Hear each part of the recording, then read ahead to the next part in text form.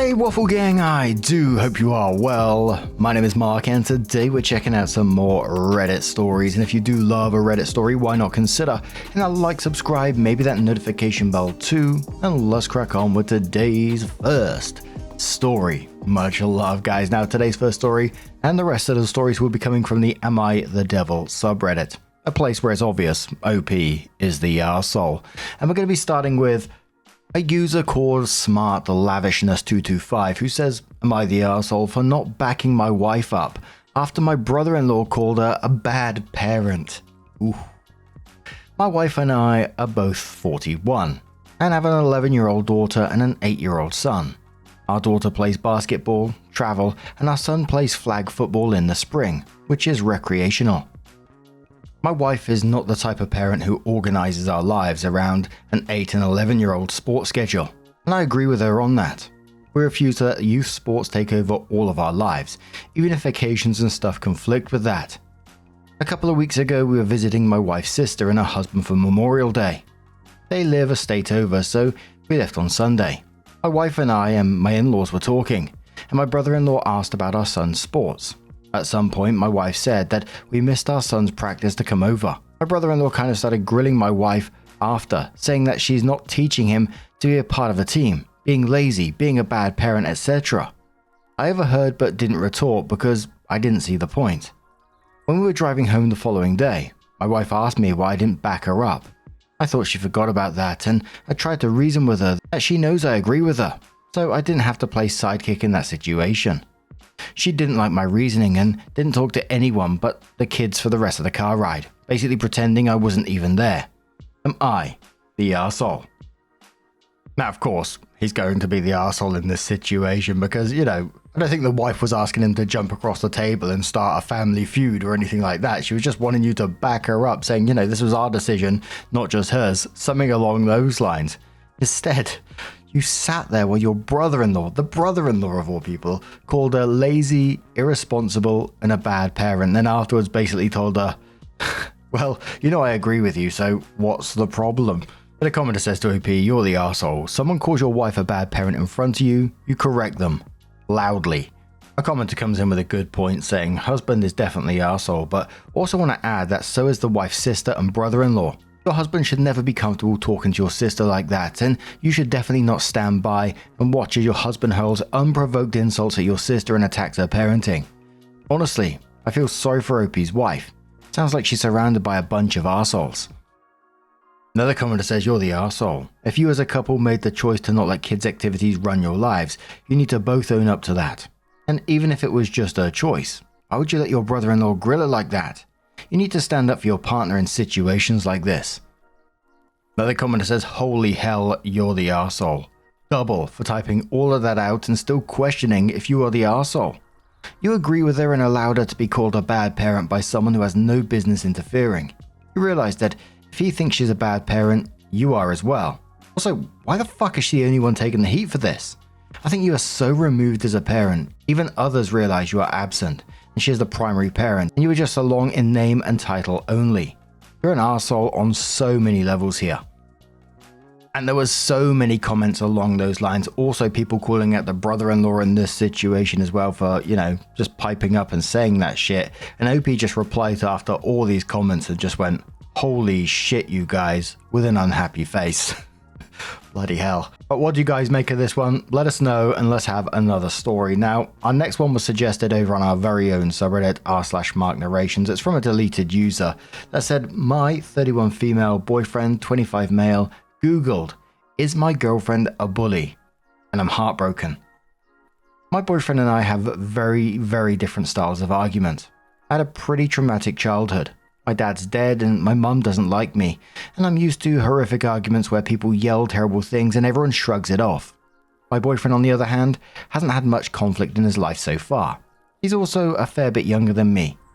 When we argue, I get very logical and rational, and honestly, I can be mean. But I don't get angry or shouty, except when he talks over me, which is always. I argue more like a lawyer in court than his girlfriend, but I do make sarcastic comments like, 'Nice to see you doing that for X when you wouldn't for me,' or when he mentions how his parents divorced when he was 2. 2 affected him. I can be like, oh, poor you, because my dad killed himself. And various other awful things happened. I know it's not a competition, but it drives me mad when he tries to excuse behavior at 25 with, I was bullied at school, or whatevs. I went on his Mac yesterday to change his background to something cute, which I've done a few times. I went to Google the picture I wanted, and his previous search came up. Is my girlfriend a bully? I was horrified, so I know I shouldn't have, but I went into his history to see when he Googled it. And he'd spent ages reading articles about abusive relationships and the signs of emotional abuse, even domestic abuse. To top it off, a little while later, he'd jacked it to porn. Nice. Obviously, really upset. Anyway, I confronted him immediately, and he said it wasn't about me. What? When we argue, he starts shaking immediately, and often our arguments end in him crying and saying everything is his fault. He has major self-hate issues, which he was getting therapy for but stopped because of money. I've told him to start again. But anyway, he said when we argue, he feels bullied, attacked, and in danger, and that his therapist said he should look up abusive relationships to see why he reacts that way. He claims he doesn't think I'm abusive, but when I first said, you think I'm abusive, he said, you found my diary. So he said it there too. I feel like this might be a deal breaker for me. His reactions to my mean but not all abusive argument style makes me feel like a monster. And with my background, I'm just not sure I can be with someone who has so little life experience that they think, oh, poor you is abusive. But also, I'm feeling a bit of sunk cost fallacy creeping in. I don't massively want to start all over again. He's met my family. We lived together. I was single for ages before we got together. Is this worth breaking up over? And if not, what should I do? Am I being unreasonable? Is he? I booked this in for couples counseling in 2 weeks, but I'm going mad here. It took me a while after this when I had to go and have a cup of coffee before I started commenting on this one, because the lack of self-awareness on this is just absolutely staggering. She describes herself as someone who's logical and rational in arguments, and immediately gives examples like mocking him for being bullied as a child, dismissed the impact of his parents' divorce, and seems to be using things that hurt him in the past to score points during arguments. That's not being logical at all, that's just being bloody cruel. OP themselves even went on to say the arguments end in him shaking, crying, and accepting all the blame. And she's not concerned about this, like, why is he crying and stuff at the end of arguments we have? She's outraged that he might see it as bullying behavior. It's all just absolutely awful. And I was kind of left thinking that I hope it is a deal breaker for OP to free this poor guy. The top commenter said to OP, you are in fact a bully. You are, by your own admission, mean and mocking. You also don't seem to actually care about his feelings whatsoever, and only how things affect you. You should absolutely break up because you are terrorizing him. OP replies saying, okay, that's hard to hear, but the honesty is really helpful. I was leaning towards breaking up, so I think that's what we should do. He just gets upset when I say it and says he didn't mean the Google search that way and he loves me and wants to be with me. I'm going to be breaking his heart by breaking up, but you're right. He'd be better off with someone else. My commenter says, so you acknowledge that you say mean things all the time, but you think that's okay because you've seen worse. You're considering his private thoughts a deal breaker after snooping. If you want to save the relationship, you might instead want to consider working on changing the way you argue. Your perspective is skewed. Just because you don't hit or yell doesn't mean you get to say cruel things. You don't have a right to be upset that he is hurt by the mean things you say. OP replies saying, not all the time, no. When we argue, I do say mean things. So does he. But yeah, I do acknowledge that I should be less mean when we fight, and it's in my power to, because I don't do it at work. One more commenter says, I just want to begin by saying it is very unhealthy to not even acknowledge someone's personal struggle or pain because you've seen worse. That it is demeaning, it makes the person feel like they can't have an emotion because it is meaningless or just not good enough. And it's abuse. All that aside, you're 31 and dating a 25-year-old. Maybe because no one else would really tolerate that behavior from an adult. Just an idea. Hope you find the help you need. Help yourself, love yourself. Also saying things like poor you. Pretty manipulative. You aren't allowing him to have feelings at an age where it is crucial. It's the coldness in the way that they talk at the same time that's really worrying for me. I know it's text format and everyone writes in different ways, etc. So it may be just that. But the whole tone of it felt very cold and just, it is what it is kind of thing. But What do you guys make of this one? Let us know your thoughts, and let's move on to another one. Another deleted user comes in with, "Am I the arsehole for calling my friend privileged after she helped me? I'm using a throwaway for my privacy and because I don't want PMs about this on my normal account. My friend, 35 female, and I, 35 female, are high school friends and we still live in the same city together. She is a software engineer and I'm a nursing attendant. The benefits she gets are insane. Work flexibility, unlimited PTO, work from home, etc. That's the only stuff I know about. There could be others. Not to mention, even though I don't know her salary, it's much higher than mine. Even compared to nurses, which also require a bachelor's, her benefits are much better. I often feel jealous and mad at myself for not pursuing education and getting a cushy job that doesn't involve bodily fluids. I know I'm not good with computers, so what she does isn't an option. But my job involves shift work, verbal abuse, and occasional more and constant drama from everyone. My daycare ends 6 o'clock sharp, and I was basically commanded into staying at 7 due to staffing shortages. I didn't want to, and when I called the daycare they said I had to pay $75 for a member of staff to stay another hour and a half.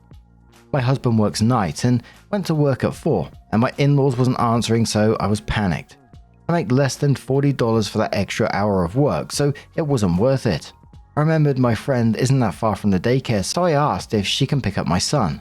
She said sure and picked him up to her house until I could get there. I picked him up and she already had dinner ready and asked me to join them, and I felt weird refusing, so I stayed. Afterwards we sat on the couch a bit and she was still working and brought her laptop to join me. I asked her why she was working so late and she laughed and admitted she got a massage midday, so she wants to make up the work. I was shocked and asked her how her work can allow it, and she said they don't care as long as the work is done. I told her she was insanely privileged, and she got annoyed and told me it was part of her work benefits, and her boss goes on a bike ride every day, so it's an expected thing to be able to do when working from home. I said sure it is for her, but the rest of us would never even dream of something like that. She shrugged and said there was downsides to her work too. And I admit I was kind of pissed she cannot admit her privilege and said it's nothing compared to healthcare. And she got mad and told me if I didn't like it, I should just leave it and not complain how privileged she is.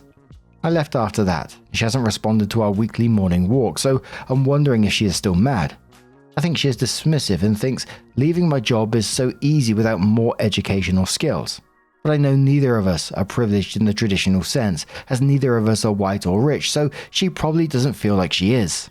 That is just such a wild thing to say when this friend has just done you an enormous favor, dropped what she was doing, picked up your kid on short notice, may I add, looked after him, cooked dinner, and even invited OP to stay, and the response was to sit in her house and lecture about being privileged because she took a massage break during the workday. Cheeky bloody so-and-so.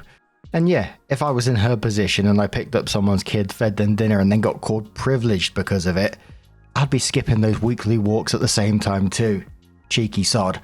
The commenter says to OP, your feelings towards your friend are jealousy and resentment in response to her. Checks notes. Doing you a massive favor by not just picking up your child but preparing dinner for them too. You called her out and complained about privilege. Apparently you're blissfully unaware that said privilege is the very thing that you got your child picked up from daycare and fed. Usually that's, check notes, the job of the parents. You were working, so I'm certainly not blaming you, but wow, way to bite the hand that feeds. I'm sure your friend will think twice before ever doing you a favor again. You're the arsehole. Another one says you're the arsehole. Your friend did you a favor and made you dinner. You insulted her afterwards because she was able to. She even tried to express to you that it's not all sunshine and rainbows, and you basically blew her off. If it was not for her working schedule, she may not have been able to pick up your child at all. I get being jealous as your jobs require different things, but the grass is not always greener. I have a work from home job where I can have a schedule like that. I'm constantly working long hours as well as dealing with other challenges. Believe me, when I'm on vacation, I'd love to be spending time with kids or relaxing instead of checking my work email or messaging a direct on how to resolve something.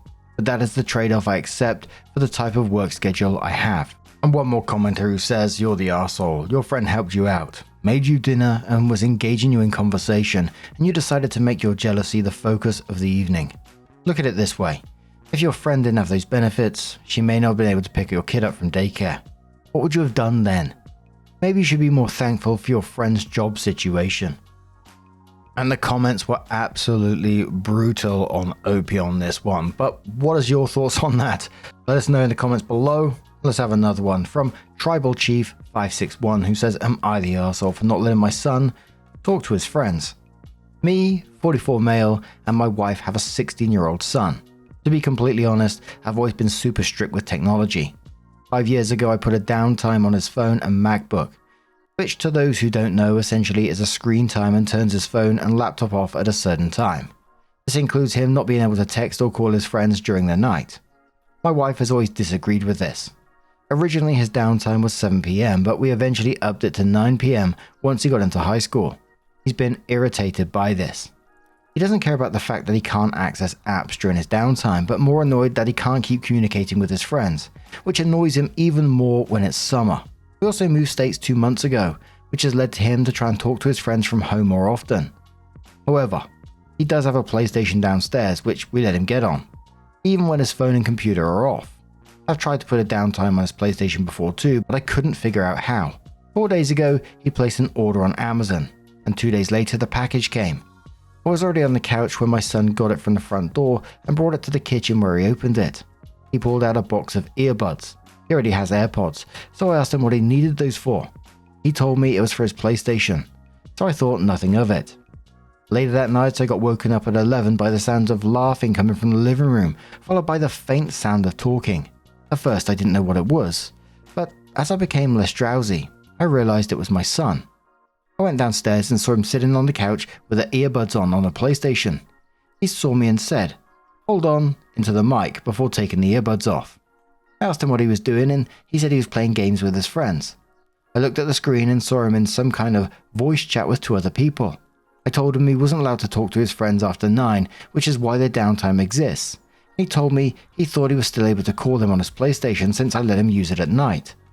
He knows the rules I have in place for technology, and I felt like my rules were getting broken, so I told him to get off the PlayStation and go to bed. He groaned and said, "Oh my god, bro," before shutting the console off. I watched him go upstairs, making sure he didn't try to stay down.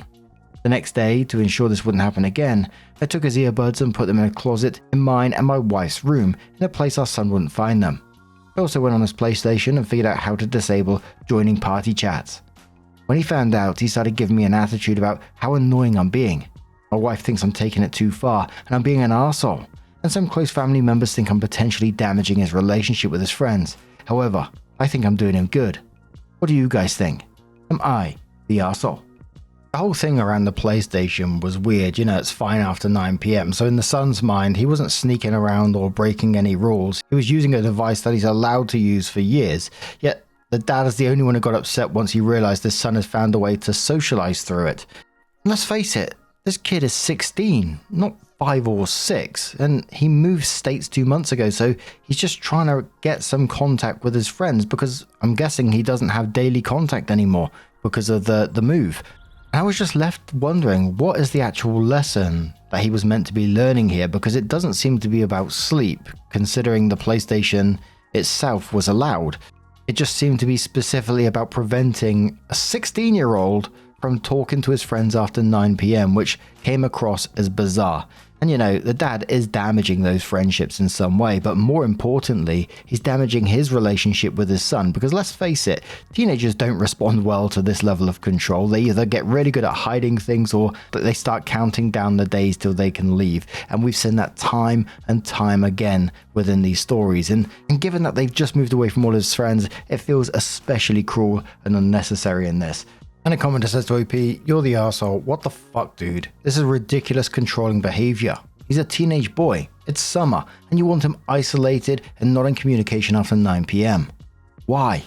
There is no possible reason for this besides being weird and controlling." Another commenter says, "You're the arsehole. You don't have a problem with technology if an old school phone call is forbidden, but PlayStation is A-okay. You're having an ego contest with your kid, and frankly it sounds like he's more mature than you. It's summer, he's away from his friends. What possible harm could come from them talking?" Another commenter says, "You're the arsehole. He's 16, not 6. Couple more years and your son will definitely move out. You'll be crying, 'Why won't my son talk to me?' Why is this the rule when the other parent doesn't agree? This is definitely about control. Let the kid be a kid and enjoy life. It's not a school night. You didn't mention him working, there's no reason for this. Also, if he bought those headphones himself and you didn't pay, give them back. OP says yes, he bought the headphones with his own money, but the order and account are under my name. Another commenter says you're the arsehole. Why don't you want him to speak to his friends at night? OP replied saying I don't want him getting addicted to electronics. If he stays up all night on them, it'll for sure happen. Yes, he goes outside often and he always went out with friends before we moved, but I don't want to take the risk of him becoming a mindless zombie. He needs to know what the real world is. I also don't want him potentially waking me and his mum up during the night. And many people just basically saying to the OP that you need to change your ways or he's going to completely cut contact with you at some point. But what is your thoughts on this? And let's have another one. Our next one is from the Relationship Advice subreddit, but made its way to the AmITheDevil subreddit, titled My 37 Male, Wife 35 Female Punched a Woman in the Face in Public in Front of Our Daughter, 6 Female. I don't know how to feel about this. My wife is 8 months pregnant, and last night we went to a restaurant with our daughter that was surprisingly crowded for a weeknight. We were waiting for our table when my wife grabbed my arm and said, "That woman over there keeps staring at us." I told her not to think too much into it, as she has a tendency to point out creepy people a lot. We got on our table, and while we were waiting for our food, the woman she pointed to came up to us and asked if she could touch my wife's belly. My wife said, "I'd rather you not." But the woman did anyway, and my wife stood up. The woman looked at our daughter and said, "What a beautiful little girl," and tried to pick her up by the armpits. My wife then pushed the woman back and punched her in the face. I took her arm and got my daughter, and we got out of there. I asked my wife why she did that, and she said, "Are you kidding? A complete stranger tried to pick up our daughter." I told her she overreacted, and that such force was not necessary. Had some reservations about letting her go out in public. What? Had some reservations about letting her go out in public while pregnant, but I don't really think I can at all now. What? Not if she's going to act like this. I don't really know what to do. She still seems to think she did nothing wrong. I've never acted like this in public, and neither is she. The fact that she likely traumatized our daughter by displaying such violence in front of her is something that's making me look at her slightly different. What should I say to her? I don't blame the wife at all here. I mean, a stranger was staring at them, ignored the "I'd rather you not," and then touched her anyway, her pregnant belly anyway, and then turned their attention to the 6-year-old and tried to physically pick her up. I think most parents would react strongly if a random stranger started lifting their child without permission. It's wild-ass behavior, right? And he seems more concerned about his wife punching the woman than the fact a complete stranger felt entitled to touch his pregnant wife and then grab his daughter. You know, and the line, which shocks me, reservations about letting her go out in public while pregnant, is just fucking ridiculous. She wasn't the one who was behaving inappropriately. Could the punch have been avoided? Possibly, right? But it's easy to say that when you're not the person who's just had your boundaries ignored twice and pregnant, dealing with all that at the same time. You know, being pregnant and seeing your child just be grabbed, go in defense mode, right? And OP's going on about traumatizing the daughter. What would be more traumatizing in this situation? You know, the parents standing back and watching some random grab her and lift her up, or the mum defending her. The other person created the situation and the wife ended it. Simple as that for me.